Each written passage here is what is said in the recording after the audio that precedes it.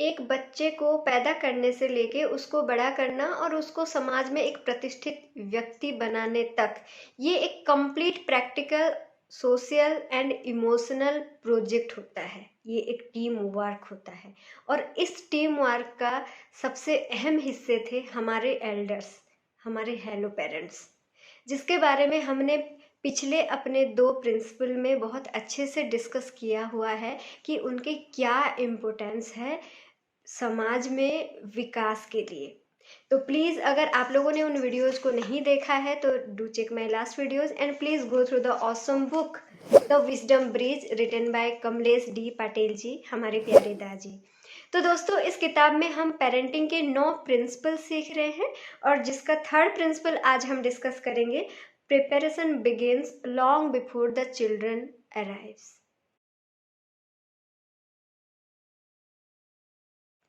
तो दोस्तों देखिए, जैसे कि हमने बोला कि ये एक कंप्लीट प्रोजेक्ट है और इस प्रोजेक्ट का अहम जो हिस्सा थे हमारे एल्डर्स, हमारी सराउंडिंग, हमारा कल्चर, उसके बारे में हमने डिस्कस किया हुआ है। और सबसे ज़्यादा ज़रूरी पार्ट इस टीम में किनका है दोस्तों? पेरेंट्स का, क्योंकि वो पेरेंट्स ही तो बच्चे देंगे ना। तो चलिए आज ये डिस्कस करते हैं कि वो प्रिपरेशन कैसे होनी चाहिए और इस प्रिपरेशन को हम 2 पार्ट में डिस्कस करेंगे। तो पहला पार्ट में आज हम जानेंगे कि सबसे पहले कपल बनने के लिए हम उस एज को कैसे डिफाइन करें, किस तरह से हम उस एज फिक्स करें कि नहीं अभी हमें कपल बनना चाहिए। और दूसरा हम ये डिस्कस करेंगे कि पेरेंट बनने के लिए हमें किस तरह का कपल बनना है, तब ना हम पेरेंट बनेंगे, तब ना हमें इस प्रोजेक्ट को सक्सेसफुल कर पाएंगे। तो चलिए सबसे पहले डिस्कस करते हैं वो एज की बात कि हमें कपल किस टाइम बनना है। देखिए, इसके लिए हम 3 बातें, 3 सजेशन यहाँ पर रखते हैं, 3 बातें यहाँ पर रखते हैं जिसको आपको देखना है, आपको अपने साथ डिस्कस करना है, ओपन माइंडेड होके इन इन बातों पर ध्यान देना है। यहाँ पर कोई किसी का डिसीजन आपके ऊपर नहीं थोप रहा है, डिसीजन आप ही को लेना है। सबसे पहली बात देखिए ये है कि मेन एंड वीमेन दोनों का एक बायोलॉजिकल क्लॉक होता है।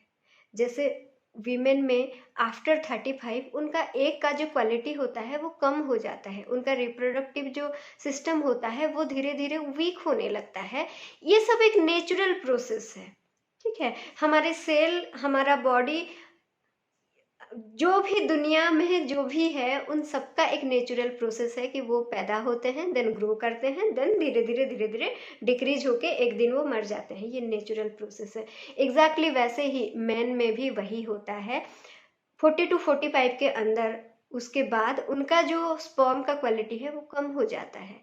तो उसके बाद जब बच्चे पैदा होते हैं, हो तो जाते हैं, बहुत सारे एंटीबायोटिक्स, बहुत सारे दवाई, बहुत सारे टेक्निकल चीज़ें यूज़ करके बच्चे तो हो जाते हैं, लेकिन उन बच्चों में बहुत सारे प्रॉब्लम्स होते हैं। उनका इम्यूनिटी बहुत कम होती है, उनका जो सर्वाइवल होता है वो बहुत कम होता है। ड्वार्फिज्म, ऑटिज्म, मेंटल डिसऑर्डर जैसे बहुत सारे बीमारियां उनको लगी रहते हैं।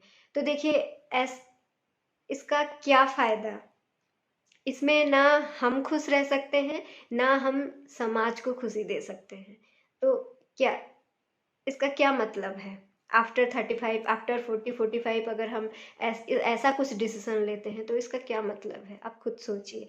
दूसरी बात ये है दोस्तों, जब आप एक सही एज में, आप जब एनर्जेटिक फील कर रहे हैं, आप हर चीज़ को लेके एक्साइटेड हैं, एक ऐसा एज होता है, आप सबको पता है।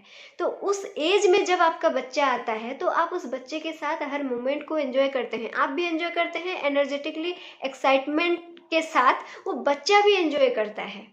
और आपका जो फैमिली लाइफ होता है वो बहुत एंजॉयबल एंड बहुत हैप्पी रहता है।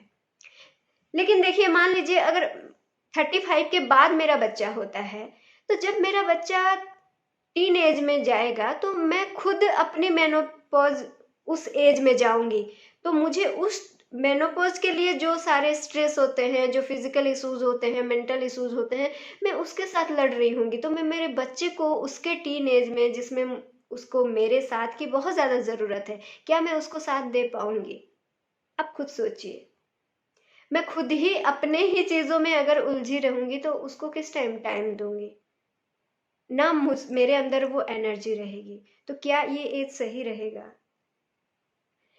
देन तीसरी और सबसे ज़रूरी बात ये है, जैसे कि हमने पहले भी डिस्कस किया हुआ है, कि मानव सभ्यता को आगे लेके जाने के लिए एल्डर्स की क्या महत्वपूर्णता है, क्या क्या उनकी इम्पोर्टेंस है दुनिया को आगे ले जाना। तो देखिए, हम अपने बच्चों को सभ्यता तभी सिखा पाएंगे जब उनके ग्रैंड पेरेंट्स उनका टेक केयर करेंगे, हम उनको जब ये मौका देंगे।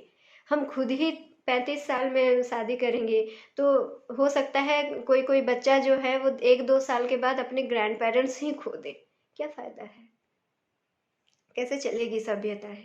देखिए, इसका मतलब ये नहीं बोला जा रहा है कि आप बाल विवाह कर ले, लेकिन विवाह का एक अच्छी एज, एक एनर्जेटिक एक एज, एक सही एज चुनिए, डिसाइड कीजिए। और देखिए, ये डिसीजन सिर्फ आप पर्सनली नहीं, पर्सनल और सोशल दोनों चीज को मद्देनजर रखते हुए लीजिए।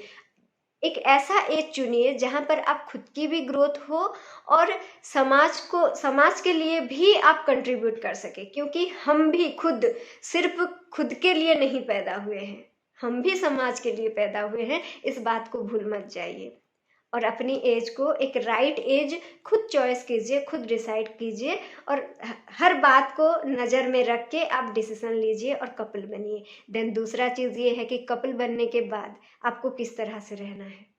देखिए, एक घर की जो छत होती है वो तब स्ट्रांगली रह पाती है जब वो दोनों जो खंबा होते हैं वो खंबा यूनाइटेडली एक साथ खड़े भी होते हैं, प्लस दोनों के बीच स्पेस भी होता है। अगर दोनों खंबे को एक जगह पर आप रख देंगे तो छत नहीं टिकेगी, है ना? तो एक रिलेशनशिप में यूनिटी भी होना ज़रूरी है, स्पेस भी होना ज़रूरी है।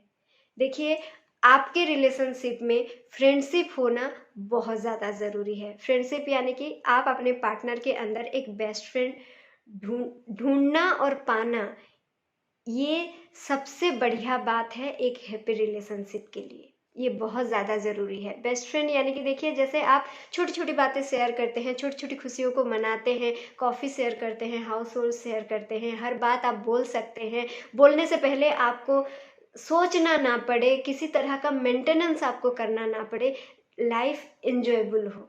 बेस्ट फ्रेंड के साथ ऐसे लगता है ना, आप उसको कुछ भी बोल सकते हैं, हर चीज़ बोल सकते हैं।